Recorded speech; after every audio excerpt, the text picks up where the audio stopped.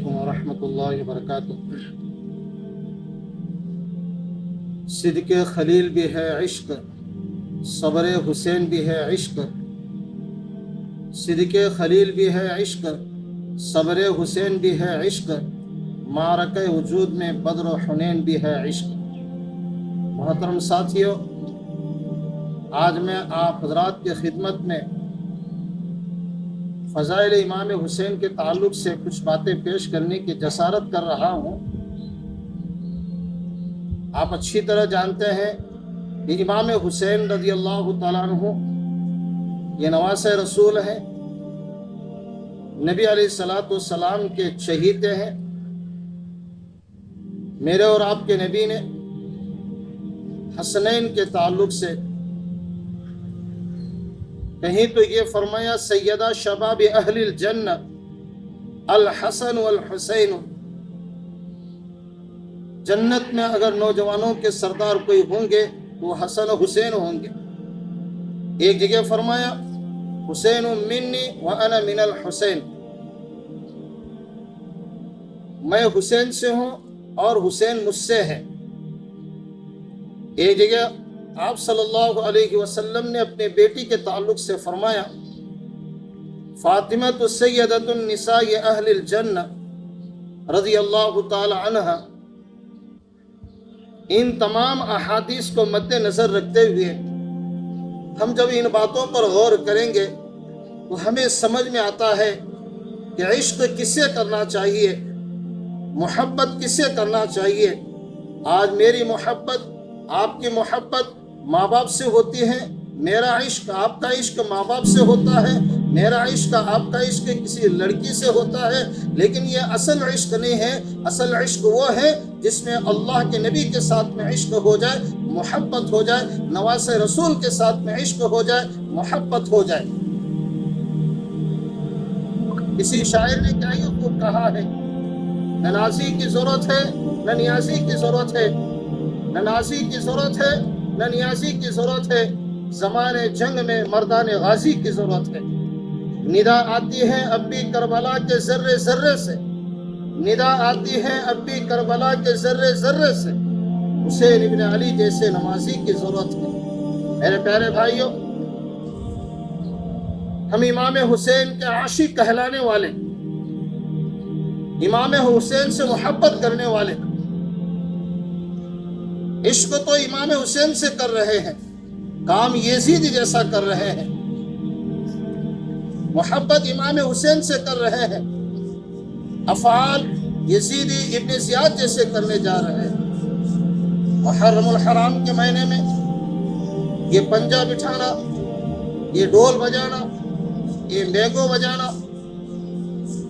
اور نہ جانے کتنے نمونے کے رسومات ہیں، خرافات ہے، بدعات ہے، ان تمام کو اپنے زندگی کے ساتھ میں ایک طرح کا تعلق سمجھتے ہوئے اسے کرتے نہیں ہونا، یہ سب سے بڑی بغاوت امام حسین کے ساتھ ہوگی، نواسہ رسول کے ساتھ ہوگی، خاندان اہل بیت کے ساتھ ہوگی۔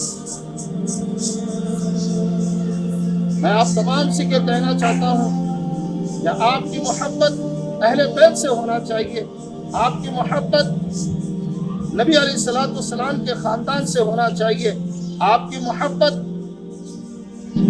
اللہ اور اللہ کے رسول کے ساتھ میں ہونا چاہیے، تبھی میں اور آپ دنیا میں بھی اور آخرت میں بھی کامیاب ہو سکتے ہیں۔ آج ہم نے یہ خیال کر لیا ہے کہ روایتیں گائیں گے، پنجہ لے کر کے گھومیں گے اور سمجھیں گے کہ ہمیں کامیابی مل گئی۔ یقیناً کامیابی نہیں مل سکتی ہے۔ کامیابی اللہ نے قرآن میں چھپائی ہے، کامیابی اللہ نے نبی کی محبت میں چھپائی ہے، کامیابی اللہ نے نبی کے خاندان میں چھپائی ہے، نواسہ رسول کے ساتھ میں چھپائی ہے۔ میرے پیارے بھائیوں، میری پیاری مائیں بہنیں، میری اس بات کو آپ غور سے سنیں، ان تمام رسومات کو ختم کرنے کی کوشش کریں، بدعات کو ختم کرنے کی کوشش کریں، غلط عقیدے کو ختم کرنے کی کوشش کریں، ورنہ آپ یاد رکھیے آپ جو کرنے جا رہے ہیں یا آپ کا کرنا کہیں وبال جان نہ بن جائے۔ اور کل قیامت کے دن تمہارے ہماری بخشش کا ذریعہ نہ بن پائے۔ اس لیے مجھے ڈر ہے، مجھے خوف ہے۔ آپ لوگوں سے میں اپیل کرتا ہوں کہ آپ اہل بیت سے محبت کریں، آپ اہل خاندان سے محبت کریں، آپ نبی علیہ الصلوۃ والسلام سے محبت کریں۔ کسی شاعر نے کیا ہی خوب کہا ہے، نہ مندر میں نہ مسجد میں نہ بیت اللہ کی دیواروں کے سائے میں، نہ مسجد میں نہ مندر میں نہ بیت اللہ کی دیواروں کے سائے میں، نماز عشق ادا ہوتی ہے تلواروں کے سائے میں۔